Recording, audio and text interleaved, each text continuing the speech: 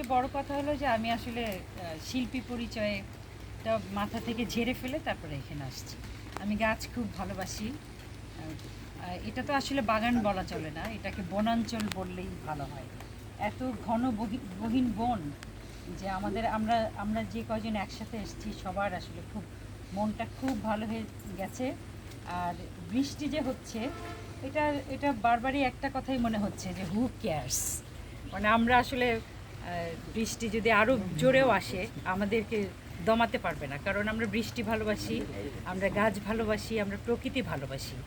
এবং এই বৃষ্টি, গাছ এবং প্রকৃতির সাথে যে লোকটা নিজেকে আষ্টেপৃষ্টে জড়িয়ে রেখেছেন, আমি ডাকি তাকে গাছ ভাই, সেই হাসান ভাই, ওনার যে সমস্ত কর্মকাণ্ড, সেই কর্মকাণ্ডগুলোকেও আমরা ভালোবাসি। দূর থেকে এই বাগানটা আমার ধারণা যে একদম প্রথম থেকে যখন হচ্ছিল বাগানটা হাসান ভাই, তখন থেকে আমি বাগানের ছবি দেখে দেখে আমার মনে হচ্ছে যে সব গাছগুলো আমার চোখের সামনে বেড়ে উঠলো।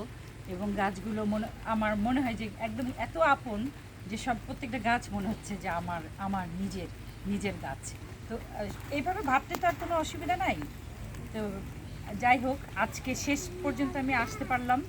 আমি গতকাল রাত্রে বাগানের কনকচাপা চত্বর যেটা, ওটার একটা ছবি দেখে আমি ছবি এঁকেছি। জানি না কতটুকু হয়েছে, কিন্তু আমার ভালোবাসা ছিল 100%। আজকে আমি শেষ পর্যন্ত আসতে পেরেছি, এটা আমার জন্য একটা অনেক সৌভাগ্যের ব্যাপার, কারণ সবসময় কাজে ব্যস্ত থাকি। এভাবে আসলে মুক্তাঙ্গনে যাওয়ার সময় আমাদের খুব কম হয়। তো হাসান ভাইকে ধন্যবাদ। হাসান ভাই এরকম একটা জায়গায় আসার জন্য আমন্ত্রণ করেছেন আমাকে। শুধু আমন্ত্রণ না, নিমন্ত্রণ। আমরা পেট ভরে এমন খাওয়া খেলাম যে আমার কত জায়গায় তো খাই, সারা পৃথিবীতে কত রকম খাওয়া, কিন্তু আমার কাছে মনে হয় আমার সাথে যারা আসছে তারা সবাই এক বাক্যে স্বীকার করবে যে আমার মনে হয় বছর 5-এর মধ্যে আমরা শ্রেষ্ঠতম খাওয়া খেলাম আজকে দুপুরের। তো ভাবিকে অনেক ধন্যবাদ, এবং সাথে যারা ছিল কোটা বাছা করেছে, বাজার করেছে, সবাইকে অনেক ধন্যবাদ। আমি হাসান ভাইয়ের বাগানে একটা চাঁদ রাতে আসতে চাই, একটা একদম কটকটা একদম ঘামের দুপুরে আসতে চাই, একটা নিস্তব্ধ অমাবস্যার রাত্রে আসতে চাই, আবার একদম কাক ডাকা ভোরে আসতে চাই। যদি হাসান ভাই আমাকে অবশ্যই আমন্ত্রণ না করলেও আমি নিজে থেকেই আসতে পারি, সেই ক্ষেত্রে ভবিষ্যতে একটা সম্পর্ক করে নিতে হবে আলাদা। বাচ্চাদের দেখে খুব ভালো লাগলো। আমি জানি বাচ্চাদের আরও বাচ্চা থাকে এখানে, ওদের ছবি দেখে দেখে তোমাদের কিন্তু আমি চিনি। কেউ আম খাচ্ছ, কেউ জাম খাচ্ছ, কেউ গাছের ফুল মানে গাছ নিচ্ছ, বাসায় নিয়ে যাচ্ছ। তো তোমরা এই যে একটা শিক্ষা, এটা কিন্তু পড়ার বাইরে একটা শিক্ষা হলেও আসলে একটা অন্তর্গত শিক্ষা। একটা গাছকে ভালোবাসা, অযথা একটা গাছের পাতা না ছেঁড়া, শুধু শুধু একটা ফুল না ছেঁড়া, একটা ডাল না ছেঁড়া, বা একটা গাছ শুকনা, তোমার গাছ না, তোমার নিজের গাছ না, কিন্তু তুমি একটুখানি ওই গাছটাতে একটু পানি দিলা, তাতে কিন্তু তোমার এমন কোনো খাটনি হলো না। এই যে শিক্ষাগুলো, এগুলো কিন্তু বাস্তব জীবনে পরের জীবনে এই শিক্ষাগুলো অনেক বড় শিক্ষা হয়ে দাঁড়াবে। তোমাদের জন্য অনেক দোয়া আশীর্বাদ রইল। মানে বাংলাদেশ আসলে তোমাদের দিকেই তাকায় থাকে, কারণ হলো তোমরাই আমাদের ভবিষ্যৎ। তোমরা ভালো কাজ করলে বাংলাদেশ ভালো থাকবে, তোমরা ভুল কাজ করলে বাংলাদেশ ভালো থাকবে না। তো তোমরা যাতে ভালো কাজ করো সেই দোয়া থাকলো, আশীর্বাদ থাকলো। ঠিকঠাক মতো পড়াশুনো করবে, বাবা মার কথা শুনবে অনেক বেশি, আবার নিজের কথাও শুনবে। নিজের মন কি চায়, যদি সায়েন্সে পড়তে ইচ্ছা হয় অবশ্যই তুমি আর্টসে পড়বে না, সেটার জন্য তুমি ফাইট করবে যে না, আমার এই সাবজেক্টটা ভালো লাগে না, আমি ওই সাবজেক্টে পড়বো। তো এইভাবে নিজের একটা স্ট্রং পার্সোনালিটি তৈরি করা দরকার। আর পশু, শিশু, ফুল, গান, সুর, সব কিছু এগুলো খুব নির্মল জিনিস। গাছ এগুলো ভালোবাসবে, দেখবে তোমাদের একটা খুব সুস্বাস্থ্য, মানসিক একটা সুস্বাস্থ্য গঠন হবে। সেটাই একটা মানুষের জীবনের সবচেয়ে জরুরি। এটা তোমাদের জন্য আমার আদেশ না, আমার অনুরোধ থাকলো। আমি তোমাদের গার্জিয়ান লেভেল থেকে আমি তোমাদের বলতে পারি, একটা উপদেশ থাকলো। তোমরা সবাই ভালো থাকো। আর আমার গাছ ভাইকে আবারও শুভেচ্ছা, ভালোবাসা, আর বাগানের প্রতি অনেক মমতা। আমি আবার আসবো ইনশাল্লাহ।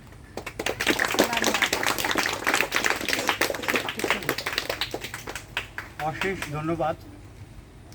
আসলে এখন আমার কথা হয়তো ভালো লাগবে না, যেহেতু প্রধান ব্যক্তি কথা বলে ফেলেছেন। কনকচাপা আপার অধিকারী আছে এখানে, আমরা দাওয়াত দেই আর না দেই আসার, কেন তার নামে একমাত্র বাংলাদেশে কোনো শিল্পীর নামে কোনো চত্বর যদি জীবদ্দশা হয়ে থাকে, সেটা কোনো বাগান কর্মের মধ্য দিয়ে, সেটা আমার অহংকারের একটা বিষয় যে সোনারং তরুছায়া সেটি হয়েছে। সোনারং তরুছায়ার অন্যতম একটি ভালো চত্বরে ঘটবে কনকচাপা চত্বর। একটি চত্বর সাজাতে অনেক পৃষ্ঠপোষকতার প্রয়োজন হয়। আমরা আশা করি যে কনকচাপা আপার মতো জনপ্রিয় একজন ব্যক্তিত্বের এই নামের কার্যক্রমে অনেকেই সহযোগিতা করবেন, যেটার শুরু করেছিলেন কিউ ভাই, এবং আমাদের সঙ্গে রূপালী ব্যাংকের ডিএমডি খান ইকবাল হোসেন পলাশও যুক্ত হয়েছেন। আমরা পুরো চত্বরটিকে যতটা পারি কনকচাপা আপার পরামর্শ নিয়ে সুন্দর করে তুলব, এবং এখান থেকে কনকচাপা আপার গুণাবলী নানান বিষয়েরই আমরা একটা চর্চার চেষ্টা করব, যেটা সুযোগ থাকলে আমরা পাঠাগারের মধ্য দিয়ে করব। উনি আজকে আমাদেরকে বই উপহার দিয়েছেন এবং অসম্ভব সুন্দর ওনার আঁকা একটি পেইন্টিংও উপহার দিয়েছেন, যেটা আসলে আমরা ভাবতেই পারিনি যে এরকম অমূল্য একটি সম্পদ আজকে পেয়ে যাব কনকচাপার আপার মধ্য দিয়ে মাধ্যমে। আমরা আপা আমাদের সাজেশন দিলে আমরা হয়তো কিছু নৈতিকতা, ওনার যে স্কুল ঢাকায় পরিচালিত হয়, উনি কিন্তু নৈতিকতা নানান বিষয় শেখানোর এটি কার্যক্রম অনেকদিন যাবৎ পরিচালনা করছেন, এবং সেখান থেকে অর্জিত ছাত্রছাত্রীদেরই অনেকে এখানে রয়েছেন যারা খুব কাছে কনকচাপা আপার। তা আমাদের যেহেতু একটা পাঠাগার রয়েছে, আপনিও সাজেস্ট করতে পারেন আপনার বই থেকেও আমরা কিছু অংশগ্রহণ করে পাঠচক্র চালাতে পারি, ইনশাআল্লাহ। এবং আমরা প্রতি জন্মদিনে হয়তো সেই পাঠচক্রের মধ্য দিয়ে মাধ্যমে একটি প্রতিযোগিতার পুরস্কারও দিতে পারি, কিংবা ওই দিনটিকে আরও সুন্দর করার নানান কার্যক্রম হাতে নিতে পারি। ধন্যবাদ। হ্যাঁ, আমি আমি আপনার অনুমতি দিয়ে আরেকটু কথা বলি, যেটা আসলে আবেগে মানে বলতে ভুলে গেছি। আমি আর আজকে থেকে আরও 5 বছর আগে একটা অর্গানাইজেশন আসলো আমার কাছে যে আমার নামে একটা পাঠাগার হবে। তো এখানে লেখা পাঠাগারের নাম কণ্ঠশিল্পী কনকচাপা পাঠাগার। তারপরে সেই পাঠাগারটা হবে কীরকম, অনেক রকম ডিজাইন সাজেস্ট করা হলো। তারপরে আমি প্রায় 200-250 বই সেখানে দিলাম। তারপরে পাঠাগারটা যখন শুরু হলো, মানে শুরু হওয়ার উপক্রম হলো, সেই সময় সরকারিভাবে নির্দেশনা আসলো যে কনকচাপা নামে, মানে কণ্ঠশিল্পী কনকচাপা নামে কোনো পাঠাগার হওয়া যাবে না। এই যে একটা আঘাত আমি পেলাম। আমি মানুষ, আমি একজন শিল্পী, আমি সারা জীবন, আমার সারাটা জীবন আমি শিল্পের মানে গানের পিছনে আমি ব্যয় করেছি। বাংলাদেশের যে কোনো সামাজিক প্রেক্ষাপটে আমার নিশ্চয়ই একটা অবদান আছে, আমি কখনো সেটা এভাবে চিন্তা করি না। কিন্তু আমি এমন একটা আঘাত পেলাম যে মানে এই পাঠাগারটা এইভাবে বন্ধ হয়ে যেতে পারে। তো সেই জায়গায় মানে মনের যে কষ্টটা ছিল, সেই কষ্টের জায়গায় আপনি আমাকে বললেন যে কনকচাপা চত্বর হবে।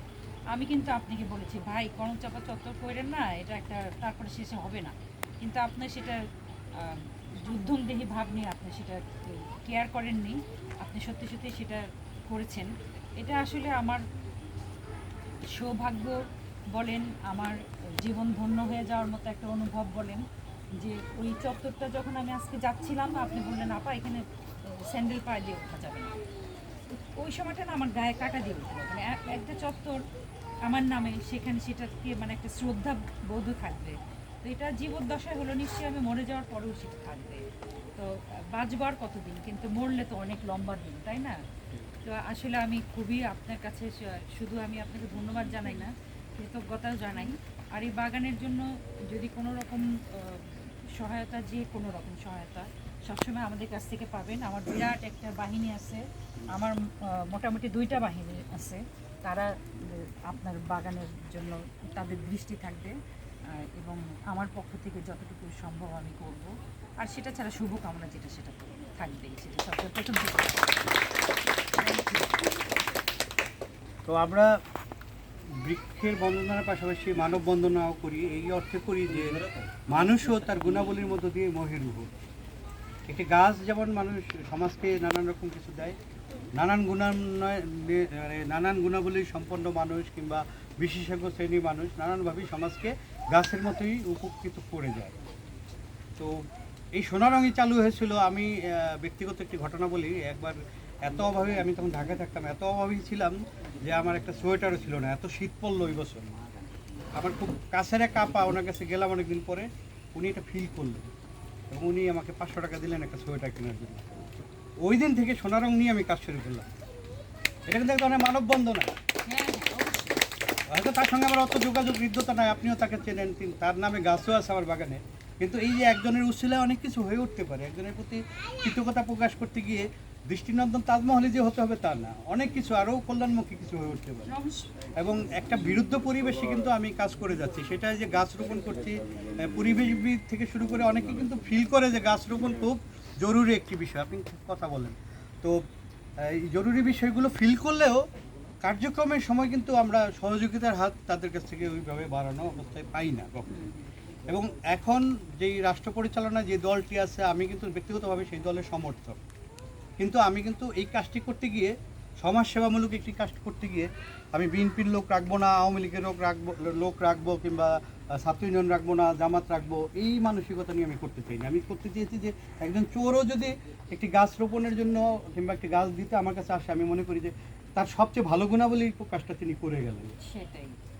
অতএব এইখানে কোনো দলীয় মতাদর্শের ভেতর দিয়ে অনুপ্রাণিত কিংবা বায়াস্ট হয়ে করা না। আমাকে কিন্তু কেউ কেউ কনকচাপা চত্বরের ব্যাপারে মানাও করেছিলেন। আমি বলছি না, আমি তো তার দ্বারা যেই খোঁজ খবরটা পেয়েছি, তিনি যেই স্বজনের মতো আমাকে খোঁজ নিয়ে জেনেছেন, দেখেছেন গাছপালা, আপনি কিংবা অনেকেই সেটা করেন। কেন আমি সেখানে এবি দিয়ে, আওয়ামী লীগ, বিএনপি এগুলো দিয়ে কেন বিভাজন করব, কিংবা দিনরাত দিয়ে কেন বিভাজন করব?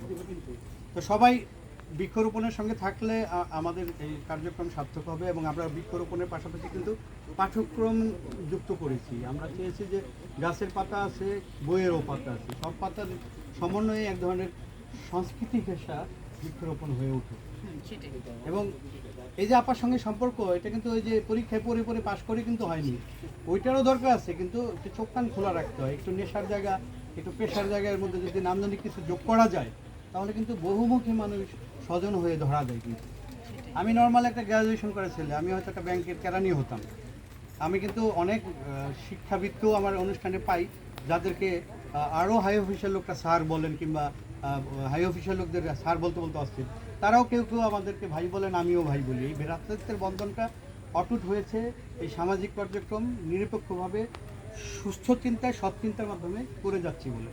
তো এইটাকে তোমরা যারা আছো আমাদের অনুগত, এই যে আমাদের শ্রেষ্ঠ বৃক্ষপ্রেমী 2021 সালের আন্না আক্তার সে এসছে, এই জায়গাটাই হয়তো আরেকদিন রিম আসবে কিংবা মোহন আসবে।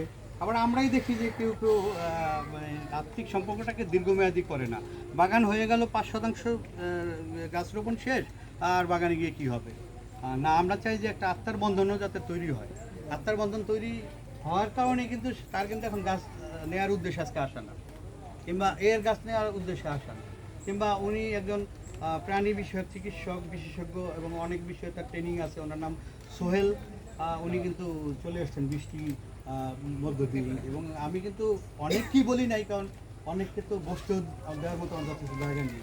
ওই যে আমার ইউনিয়নের সবচেয়ে সুস্বাস্থ্যের অধিকারী নাহল ইমরোজ কিউ সাহেব, আপনি তার খোঁজ করছিলেন, কিউ সাহেব তো তার বাচ্চাকে নিয়ে মগ্ন, আর সেও চলে আসছে। এই এই পিচ্ছিল রাস্তায় একটা আচার খেলে যে তাকে বুলডোজার দিয়ে তোলা যাবে না, ট্রেন দিয়ে, তারপরে সে কিন্তু উপেক্ষা করে চলে আসছে। কিংবা আমার আরেক ভাই হুমায়ুন কবির, উনি শ্রমিক লীগ নেতা, উনিও কিন্তু চলে আসছেন। শরীর স্বাস্থ্যে মাসাল্লাহ আমরা সবাই খুব দেখলে মনে হয় যে দেশ খুব ভালোই চলছে। তো তিনজনকে আমাদের অন্তত, আরেকজন আছে সোহেল, এই যে শরীর স্বাস্থ্য একদম টৈটম্বর। আমাদের শার্ট আর লাগে না 6 মাস পর পর, নতুন শার্ট কিনতে হয়। এই বন্ধনগুলি যদি থাকে, আমরা আমাদের এই স্বার্থকর্তা আর কি। অনেক কথা বললাম, সভাপতি এত কথা বলতে নাই, আমি পদাধিকার বলে সভাপতি, আসলে ওই ধরনের কোনো ডেকোরাম আমরা আসলে করি না, পালন করি না। কারো কোনো আবদার থাকলে, কারো কোনো প্ল্যান থাকলে এগুলি বলতে পারে। ওসমান এসছেন, ওসমান উনি আমাদের এলাকার একজন পত্রিকা পরিবেশক। খুব সকালে এই ঝকঝকে গন্ধের যেই ছাপার পত্রিকা উনি আমাদের পৌঁছে দেন। আমাদের পত্রিকাগুলো যদি পজিটিভ নিউজ করতো, হেডিং হতো যদি পজিটিভ, তাহলে ওনার পত্রিকা দেওয়াটা আরও সার্থক হয় মনে করি। এসছেন অন্যদের তো চিনি না, আমি ওইভাবে নাম নাই, যারা ঢাকা থেকে এসেছেন সবাইকে আমরা মনেই করি যে সবাই কনকচাপা আপার গুণে আলোতেই আলোকিত আসছেন এবং হচ্ছেন। কথা বলতে চান আমাদের শুভানুধ্যায়ী হুমায়ুন কবির। আমি ব্যক্তিগতভাবে যখন 90 দশকের শুরুতে এসএসসি পার হয়ে কলেজে যাই, তখন আসলে আপনার গান এতই মুগ্ধ, কারণ গান তো তখন বোঝা শুরু করছে, যখন 16-17 পারে বেরোলাম। অনেক গান শুনেছি আপনার, অনেক ভালো লাগছে। আপনি আসলে এত প্রিয় মানুষ, আমি কিন্তু ফেসবুকে আপনার লেখাগুলো খুব মনোযোগ দিয়ে পড়তাম, কিন্তু ইদানিং আপনার লেখা পাই না, আপনি অন্যের লেখায় কমেন্টস দেন, ওইটা আমার কাছে আসে। তা আপনার লেখায়ও মুগ্ধ, আর আপনার এত কাছাকাছি আসি দেই। তো আমি ছোট্ট একটা অনুরোধ করব, অনেক কষ্ট করে আসছেন, যদিও এইটা আপনার সেই অডিয়েন্স না, তবে আপনার খালি কণ্ঠে একটা গান আপনার প্রিয়, আপনার সকল গানই আমাদের প্রিয়, আপনার সকল গানই আমাদের প্রিয়, এটা আপনার সামনে বলবো না। এটা করবে আমি উনি একজন দুঃখী লোক, কারণ ওনার জন্ম তারিখ 15 আগস্ট। আমি শ্রমিক দেখ আমাদের বাঙালি ওরা কত রাখা এগুলো দুঃখ হলো ভাই। কিংবা অন্য অনুষ্ঠানে ভিডিও করেন না, এটা উনি নীরব থাকেন, স্বাভাবিক ওনার শ্রদ্ধার জায়গার প্রতি সদয় হয়ে এটা করেন সামনে থেকে। আপনার সব গানই ভালো লাগে, এটা আপনার সামনে বলবো না, তবে আপনার প্রিয়, ওরা তো অনেকদিন পর্যন্ত জানতোই না যে শাবনুর গান পারে না, এই ভুল ভাঙাইছি যে বাচ্চাদের অনেক গান লিপসিং যে একটা ব্যাপার আছে, এই বাচ্চারা অনেকে বুঝতো না। সৌভাগ্য পরম পাওয়া, আমরা অধীর আগ্রহে বসে আছি, এই দেশে তো শহীদ লিং আছে। যে আমরা একদম অপেক্ষায় আছি। আপনি কষ্ট করে এসেছেন, ভালো লাগলো, আমরা মাঝে মধ্যে আপনার আগমনে আসি।